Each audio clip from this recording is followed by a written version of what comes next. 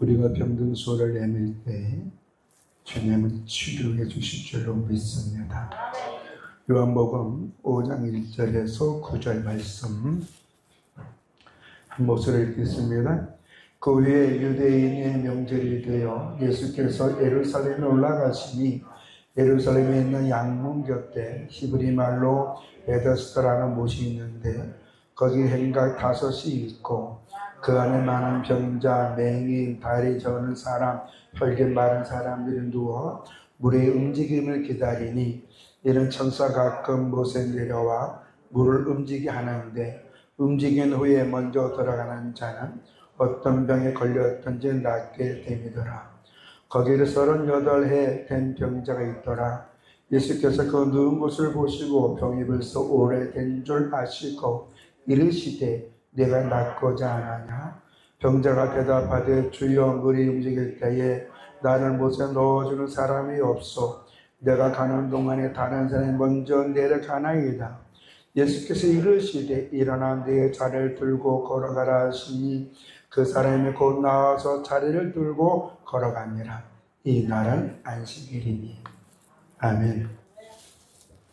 사랑하고 축복합니다.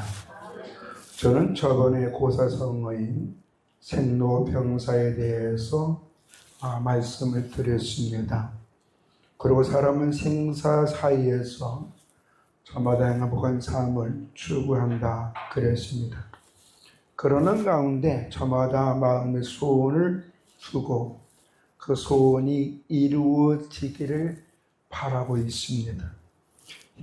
시편 37편에 보면 하나님 우리의 마음에 소원을 주셨고 그 소원을 이루어 주신다고 하신 줄로 믿습니다. 그래서 히브리서 11장 1절과 2절에서는 믿음은 바라는 것들의 실상이요 보이지 않는 것들의 증거니 선진들이 증거를 얻었느니라고 했습니다. 그래서 마음에 소원이 있는 사람은 현상이 남들을 볼 때 불행하고 불쌍해 보일지라도 그 마음에 소원하는 것이 이루어지면 사람들은 더 이상 그를 불행하거나 불쌍하게 여기지 않게 될 줄로 믿습니다. 그런 가운데 저는 오늘 본문의 말씀을 통해서 질병과 죄 그리고 은혜가 무엇인가 한번 생각해 보고자 합니다.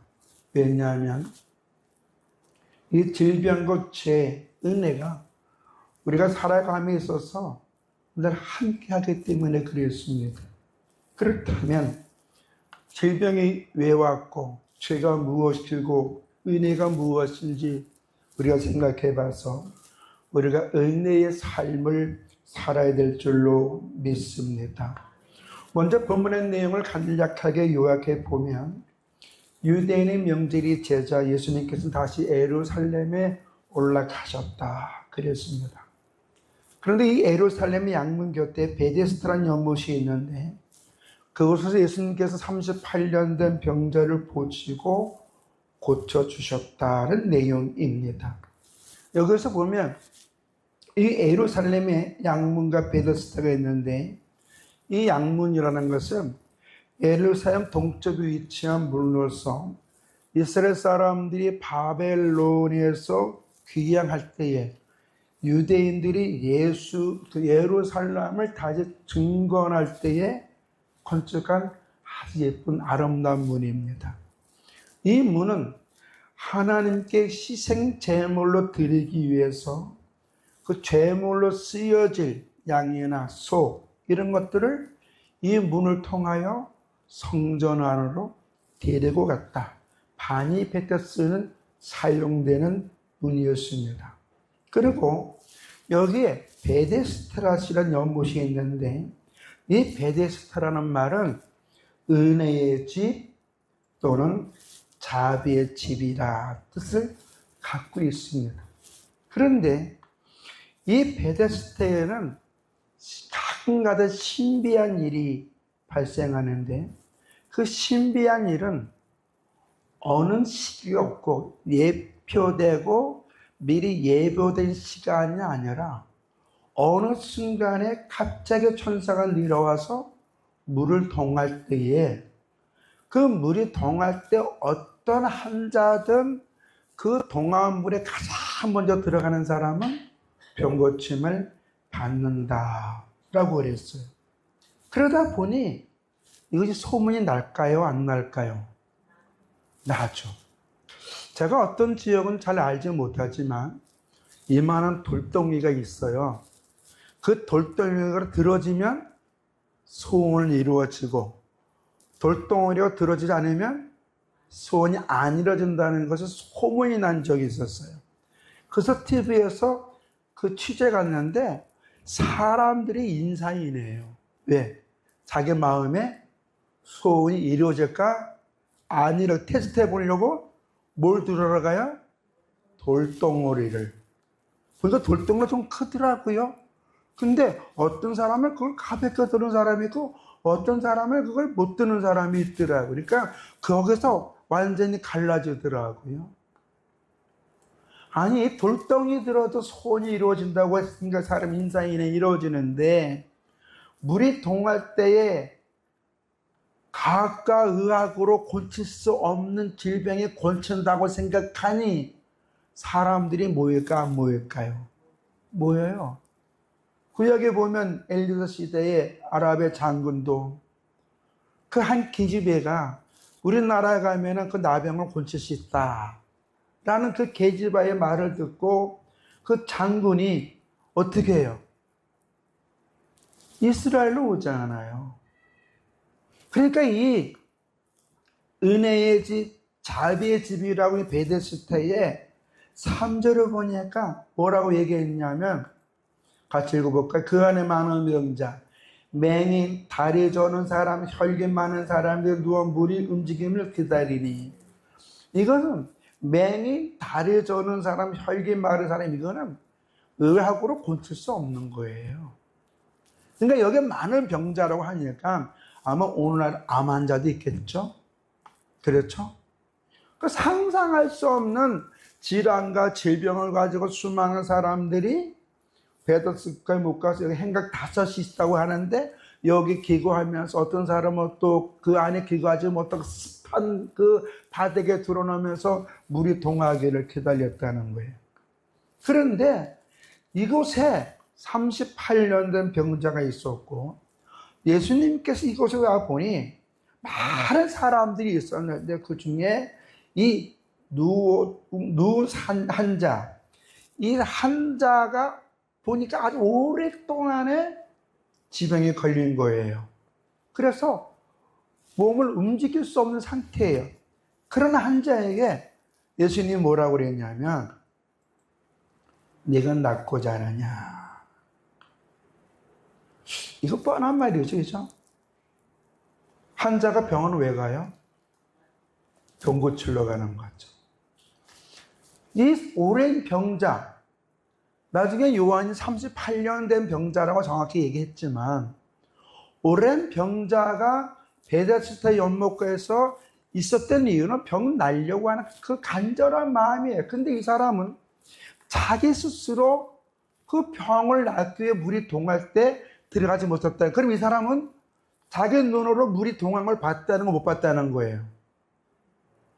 봤다는 거예요. 그래서 이런 얘기를 해요. 한번 읽어볼까요? 7절 말씀.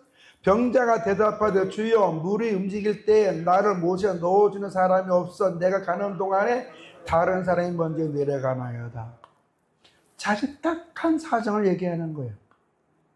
그러니까 그 소문이 아니에요. 소문에 의해서 베데스다 물이 동할 때 가장 먼저 들어가는 사람이 병고침 받더라. 이게 소문이 아니라 이 사람은 몇 년 동안에 이 베데스다 연못가에 들어놓은지 모르겠지만 봤다는 거예요. 그걸 목격했다는 거예요. 그래서 자기 가려고 했는데 가는 동안에 누가 먼저 들어갔어요? 다른 사람이 못 들어갔다는 거예요. 이거는 자기가 네가 낫고자 하는 것은 은유적으로 강하게 이런 열정이 있다는 거예요. 이 대답을 들은 주님께서 9절에 뭐라고 얘기했냐면 예수께서 이르시되 일어나 네 자리를 들고 걸어가라 하시니. 자, 이 사람은 예수님의 말씀에 의해서 자리를 들고 걸어갔다 라는 말은 없어요. 단 여기서는 어떻게 내 자리를 들고 어떻게 하라? 걸어가라. 그러자 10절에서는 유대인들이 이 사람이 안식일날 병고침을 가지고 트집 닦기 위해서 이 사람이 고침받은 걸 위해서 뭐라고 얘기했냐면 10절 말씀에 유대인들이 병 나은 사람에게 이르되 안식일인데 내가 자리를 들고 가는 것이 옳지 아니하니라. 이건 낫다는 거예요? 안 낫다는 거예요? 여기 병 나은 사람이라 그랬잖아요. 그러니까 이 사람은 예수님의 말씀대로 자기가 들어놓았던 그 돗자리를 들고 일어나 걸어가니 그 중에 병고침을 받게 된 줄로 믿습니다. 그러면 이 환자는 무슨 병으로 인하여 38년 동안 이렇게 힘든 삶을 살았을까요? 병에는 원인이 있잖아요. 감기 걸릴 때도 이유가 있고 지금 이제 코로나하고 뭐 이유가 있지만 결국에는 내가 잘못해서 오는 병도 있지만 그러나 병을 우리가 크게 세 가지로 질병이 오는 이유를 성경에서 찾아봐야 돼요. 왜냐하면 병은 반드시 이유가 있는 거예요. 그냥 오지 않아요. 인간의 질병이 어디서 오느냐? 오늘 이 38년 된 병자는 다른 사람에게 병이 전염된 것도 아니고 자기가 어떤 일을 잘못해서 병든 것도 아니고 이 사람의 병에 대해서 예수님은 뭐라고 지적을 하냐면 14절에 보니까 같이 읽을까요?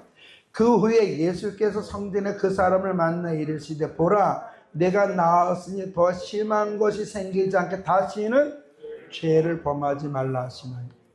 이 사람의 지병은 뭐 때문에 온 거예요? 죄로 말미암아. 어떤 죄라고 밝히진 않았어요. 그렇죠? 오늘날 죄로 인하여 오는 지병도 있어요. 실질적으로. 그게 뭐냐면 죄라는 것은 어떤 흉악범죄도 있겠지만 하나님의 말씀에 하지 말라는 것을 해서 오는 지병이 있다는 거예요. 그 중에 대표적인 게 뭘까요? 동성애 같은 거. 동성애로 인해 에이즈가 발생하고 이런 거는 성경에서 남색과 여색을 하라 그래서 하지 말라 그랬어요. 하지 말라 그랬어요. 1년에 우리나라가 이 에이즈 환자에게 들어가는 돈이 어마어마하게 많아요. 근데 지금 젊은 청소년뿐만 아니라 40대, 50대 중에서도 동성애하는 사람들이 점점 증가되고 있다는 거예요.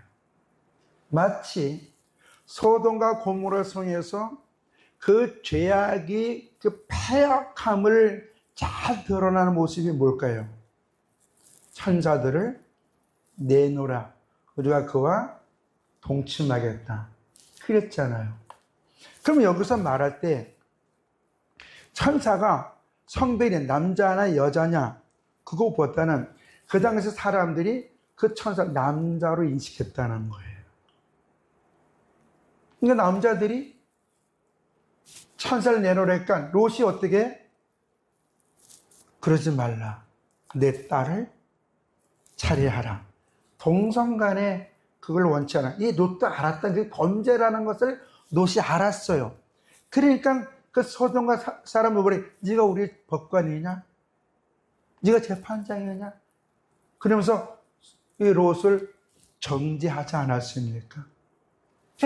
죄로 인하여 인간이 하나님의 뜻을 거역해서 오는 질병 중에 대표가 바로 이거는 동성애요. 그로 발생하는 에이즈라고 봅니다. 지금 이것이 점점 일어나고 있어요. 그 에이즈는 전염은 대부분 뭐로냐? 피로 말미암아 오거든요. 또 성행위로 말미암아 오는 것. 그게 호흡기 질환은 절대 아니에요. 제가 포항교도소뿐만 아니라 몇 군데에서 에이즈 환자들을 상담한 적이 있기 때문에 만약 그렇다면 저는 벌써 에이즈 걸렸을 거죠. 그 당시 코로나 전이 발생 전이었으니까 바로 앞에서 이야기를 했으니까. 그렇죠? 성경에서도 죄의 원인에 대해서 가장 먼저 저는 인간의 질병의 시작은 죄로 인하여 인간이 에덴 동산의 추방을 당한 후부터 저는 질병이 시작했다고 봐요. 왜냐하면 에덴 동산 안에서는 가장 건강한 모습으로 있었거든요. 그냥 퍼펙트한 몸으로. 그러나 이 아담과 하와가 에덴 동산을 추방당하고 그 후로부터 전염이라는 게, 이 질병이라는 게 인간에게 와게 됐거든요.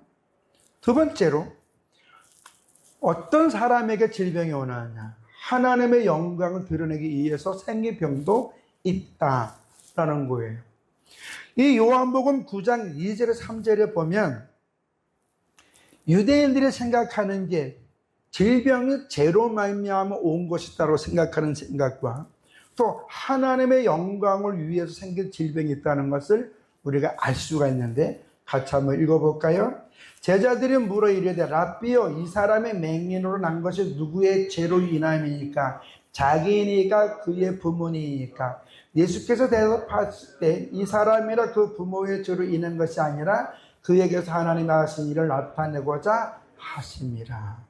근데 질병이라는 게 죄로 말미암아 오는 것도 있고 하나님은 당신의 영광을 드러내기 위해서 질병을 주는 것도 있다라고 보는데 저는 그 대표적으로 어디서 보냐면 욥기서를 볼 수도 있어요. 욥의 질병이 왜 생겼을까요? 사단이가 시험하기 위해서 욥에게 부스러미 병을 줬잖아요.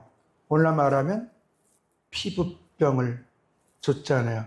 뭐 아토피 같은 것도 있겠죠. 팍팍 긁었으니까. 어쨌든 피부병을 줬단 말이죠. 근데 사단이가 누구의 허락을 받았습니까? 하나님의 허락을 받았다는 거예요. 자, 그렇다면 우리가 여기서 추측해 보건대 모든 질환은 그 나름대로 의미가 있다라는 것입니다. 아멘? 그러니까 내가 어떤 질병에 걸렸다고 순간 낙담을 할 필요가 없어요. 대부분 암에 걸렸던 사람, 일반적으로 사는 사람들은 왜 나에게 이런 병이 생겼을까? 왜 나에게? 왜 나만? 내가 그동안 얼마나 열심히 살았는데 하면서 자책하고 낙심하고 그로 인해 스스로 자기를 자괴감에 빠져서 오히려 더 병을 확산시키는 사람도 있다 이거예요.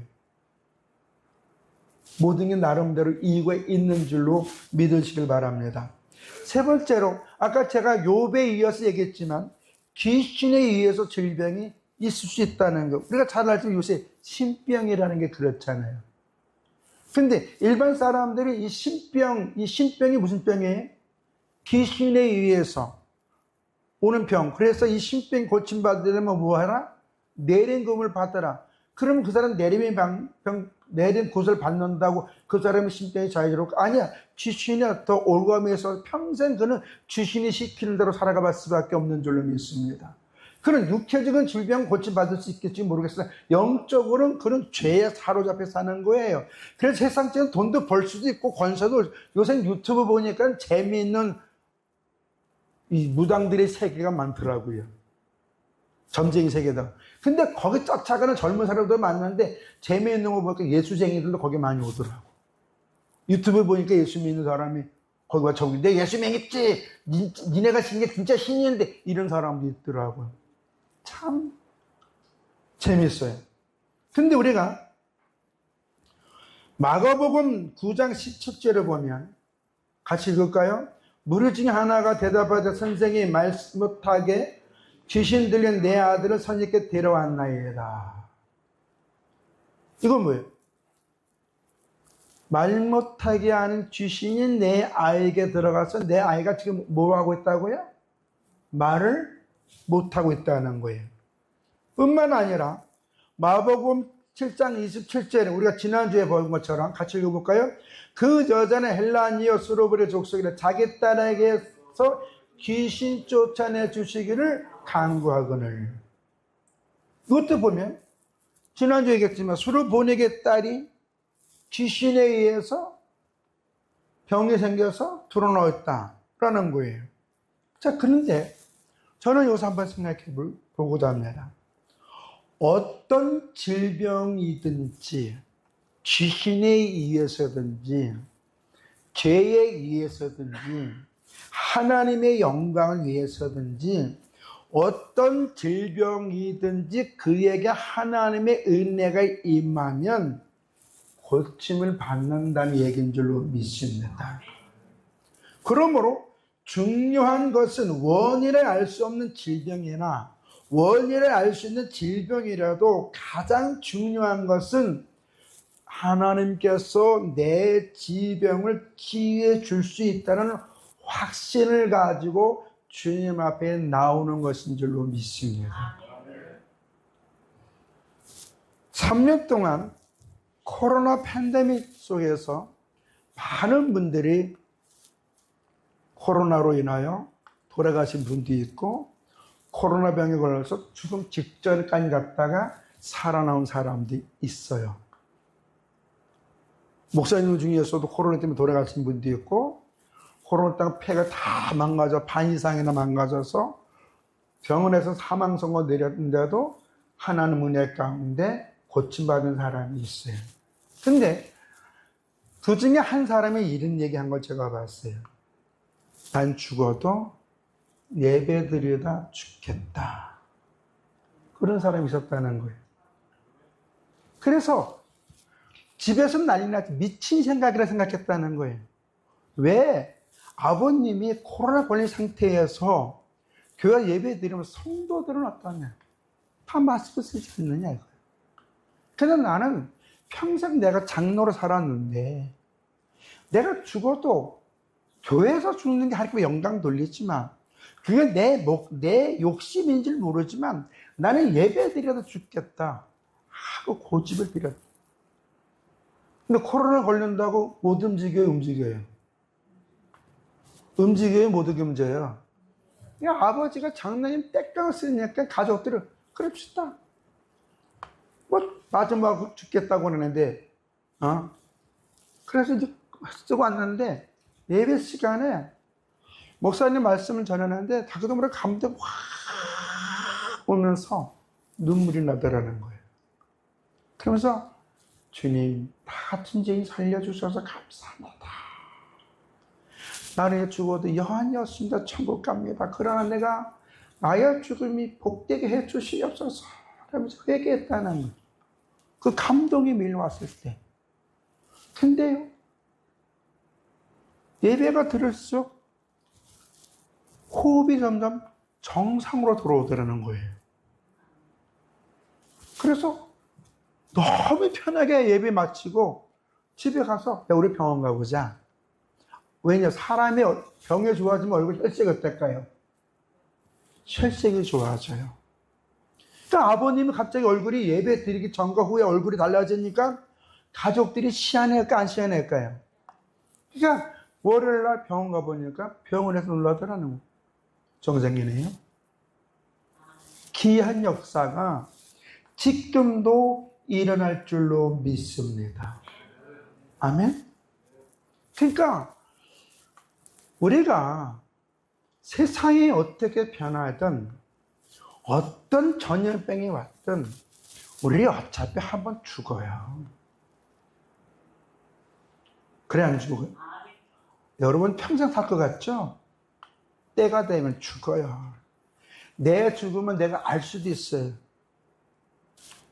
자, 우리가 중요한 것은 언젠간 죽을 줄 모르지만 때로는 질병으로 죽을 수도 있고 사고사로 죽을 수도 있고 원인을 알 수 없게 죽을 수 있지만 중요한 것은 우리의 모든 걸 하는 주권 속에 있다는 얘기인 줄로 믿습니다.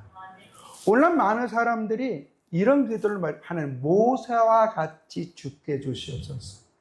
왜냐하면 모세가 120살까지 살았는데 그는 건강에 살다가 어느 순간 천국 간 줄로 믿습니다. 사람들이 건강에 살다가 그 요새는 그것도 있잖아요. 9988, 1235인가요? 응?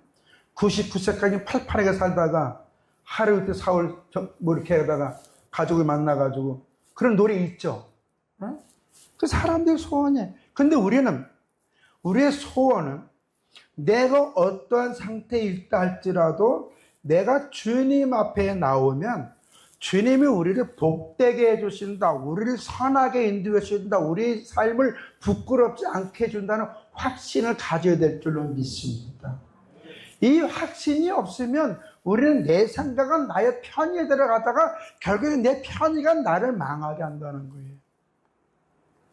그러나 어떤 순간이라도 주님 앞에 나오면 그 사람에게는 치유와 회복의 은혜가 임하게 될 줄로 믿습니다. 그래서 중요한 것은 자신의 연약함을 인정하고 믿음으로 기도하는 거예요. 아멘. 우리에게 천부여 의지 없어서 손도가 나옵니다. 그렇잖아요. 중요한 것은 하나님 앞에 내가 나와서 내 연약함을 인정하고 내 문제를 믿음으로 말하는 거예요. 네가 낫고자 하느냐? 그럴 때 이 사람은 뭐예요? 비록 죄로 말미암아 지병에 걸려 38년 동안 고생했지만 이 사람은 병 낫기 위해서 물이 움직일 때에 들어가려고 하는데 도와주는 사람이 없어서 나는 결국 물이 움직여 도와가지고 다른 사람이 고쳤다는 거예요. 이 사람의 마음에는 병 낫고자 하는 간절한 소망이 있었는 줄로 믿습니다. 그럴 때 주의 말씀이 걸어가라, 네가 누웠던 그걸 자리를 걸어가라 할 때 이 사람이 믿음으로 주의 말씀에 순종하니 그 사람이 병의 치료가 된 줄로 믿습니다. 아멘. 오늘 우리는 여기서 일어나라 할 때 일어나는 게 중요한 거예요. 생각해 보세요.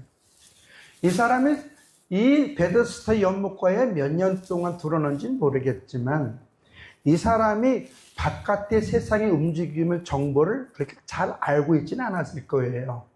그냥 이 사람의 모든 관심은 뭐예요? 물이 동할 때 들어가야지. 근데 도와준 사람이 없었다. 왜냐하면 빈병에 효자 없다는 말이 있어요. 그렇죠? 그런 말이 있어. 그러니까 주변에 이 사람을 도와주는 사람이 어쩌고 보면 외로운 사람이에요. 어떻게 보면 정말 사람으로서는 힘들게 사람으로부터 외면을 당하고 지병이 있고 누구로부터 대우를 받지 못했던 사람이었어요. 그러나 그럼에도 불구하고 믿음은 말한 것들의 실상이 보이지 않는 것을 증거를 하면서 이 사람한테는 강렬하게 소망이, 좀 물이 동하면 나는 들어가서 고식 받을 것이라는 있었어요. 그러니까 이 사람은 실질적으로 예수님에 대해서는 잘 몰랐어요. 그러나 그럼에도 불구하고 이 사람은 예수님의 말씀에 자신의 모든 걸 걸었다는 거예요. 오늘 우리는 성경을 통해서 하나님은 어떤 분이시고 인간이나 존재는 어떤 존재며 하나님과 나와의 관계는 어떤 관계고 그걸 우리가 성경을 통해서 알고 배우고 믿고 은혜 사모한 줄로 믿습니다. 아멘. 그렇다면 주님은 오늘 우리에게 내가 지난날에 살아왔던 무엇으로 내 힘들게 살아왔던 어떻게 살아왔던 이제는 밥 먹고 살던 그건 중요한 것이 아니라 주님이 나를 이제는 역사의 주인공으로 삼기 위하여 오늘 우리 예배 가운데 인도해 준 줄로 믿습니다. 그래서 은혜의 집에 자비의 집이라고 할 수 있는 이 예배당 안에서 성령으로 예배를 드리는 분들에게 저마다 감동을 주시고 깨달음을 주실 줄로 믿습니다. 그 감동과 깨달음을 줄 때에 그 사람이 그 감동받은 것 깨달음을 가지고 항암으로 옮길 때 그에게는 그 문제들이 해결되어질 줄로 믿습니다. 그는 더 이상 지난날의 삶의 이야기 때문에 사람들에게 불쌍하거나 취급이 여기거나 손가락 대상이 아니라 오히려 그는 축복의 통로자가 될 수도 있고 역사의 주인공이 될 수 있는 줄로 믿습니다. 중요한 것은 그가 주의 말씀에 자기를 의탁해야 된다는 거예요. 예수님에 대해서 잘 몰라요. 그러나 예수님의 말씀에 내 자리를 들고 일어나 가라 할 때에 이 사람은 스스로 없이 그냥 그대로 했다는 거예요. 오늘 우리에게 있어서는 하나님은 여러분들의 예배 가운데 불러주신 것은 다시 말해 은혜의 집, 자비의 집, 하나님과 만나는 이 자리에 불러주신 것은 여러분들에게 찬양을 통해 깨닫게 하시고 대표 기도자의 기도를 깨닫게 하시고 우리가 통성 기도할 때 깨닫게 하시고 말씀을 들을 때 깨닫게 해주신 것을 갖다 내가 그것을 믿음으로 하나님 앞에 실천을 옮길 때에 여러분들은 이제는 역사의 주인공이 되도록 만들어져서 여러분을 통해서 하나님은 만민들이 주 앞에 돌아올 수 있는 축복의 통로로 세워주기 위해서 여러분의 감한 감동을 주는 줄로 믿습니다. 근데 믿음이 없는 사람들은 자기의 생각과 사견을 가지고 주의 앞에 절대 순종하지를 않아요. 순종하지 않아요. 그러나 믿음의 사람들은 예배 때마다 하나님의 은혜를 받고 사모함으로 예배를 드리는 줄로 믿습니다. 주일 오전 11시 예배, 이제 우리 코레도 저녁 예배, 수요 예배, 교회에서 예배 드린다면 아무 은혜 자리에 나오는 거예요. 은혜 자리에 나올 때 그 사람은 그 사람만이 아는 감한 감동을 주께서 주시고 그 감한 감동을 주시는 것은 그를 통해 영광받고 그를 축복의 통로로 세우고자 하신 하나님의 섭리가 있는 줄로 믿습니다. 여러분, 하나님은 능치 못함이 없으신 전능하신 분인 줄로 믿습니다. 하나님 여러분 얼마든지 아브람처럼 다윗처럼 다니엘처럼 시대의 축복의 사람으로 만들어줄 수 있는 분인 줄로 믿습니다. 중요한 것은 내가 그 주님 앞에 얼마나 정직하게 믿음으로 은혜 사모하면서 나오냐가 중요한 거예요. 근데 안타깝게 주님은 말세의 날에 일어날 형상에 대해서 뭐라고 얘기했냐면 모이는 것을 폐한다 그랬어요. 오죽하면 두세 명이 내 이름으로 모이는 곳에 함께 한다. 하나님이 원하는 것은 두세 명의 주의 이름 모여서 주님 앞에 살고자 하는 중심을 보시는 줄로 믿습니다. 주님이 원하는 건 주여 주여 하는 자를 보지 않는다는 거예요. 오늘 이 38년 된 병자가 그 베데스다 은혜의 집, 자비의 집에는 수많은 사람들이 다섯 행각에 머물면서 물이 동할 때 기다렸지만 주님은 딱 한 사람에게만 갔잖아요.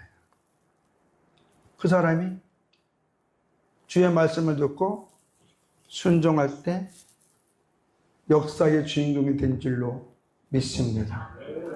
수많은 사람들이 있어요. 지금 전 세계 70억이 넘는 인구들이 있어요. 그 중에 정말 믿음으로 은혜 사모하는 사람에게는 내 모든 걸 하나님 주권 속에 있다고 여기고 주 앞에 나오는 사람들은 그가 있는 형편이 하나님 역전시켜 주셔서 그를 복의 샘플로 만들어 주는데 여러분이 그런 분들이 되시기를 주의 이름으로 축원합니다. 따라서 나는 역사의 주인공이 될 수 있다. 믿으십니까? 옆분에게 합시다. 성도님은 역사의 주인공이 될 수 있습니다. 시작. 성도님은 역사의 주인공이 될 수 있습니다. 아멘. 그래도 한데 주 앞에 나오야 되는 거예요. 기도하겠습니다. 좋으신 아버지 하나님, 38년 된 병자가 어떤 죄로 인하여 질병에 걸려서 힘들게 살아온 줄 모르겠으나 주님은 그에게 가셔서 네가 낫고자 하느냐 할 때에 그 간절한 소리를 듣고 일어나 걸어가라 할 때 그가 주의 말씀 붙잡고 일어나 걸어갈 때 고침 받았습니다.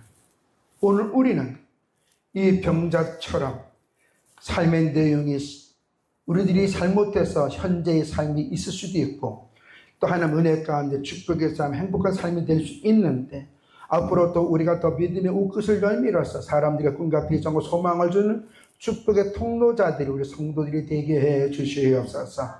중요한 건 저들이 믿음으로 예배를 사모하며 사모한 마음으로 예배를 드릴 때 주님 반드시 저들의 감동을 주고 깨달아 주시고 그 깨달은 걸 지금 믿음으로 순종할 때 주님 축복의 사람으로 세워줄 줄로 믿습니다.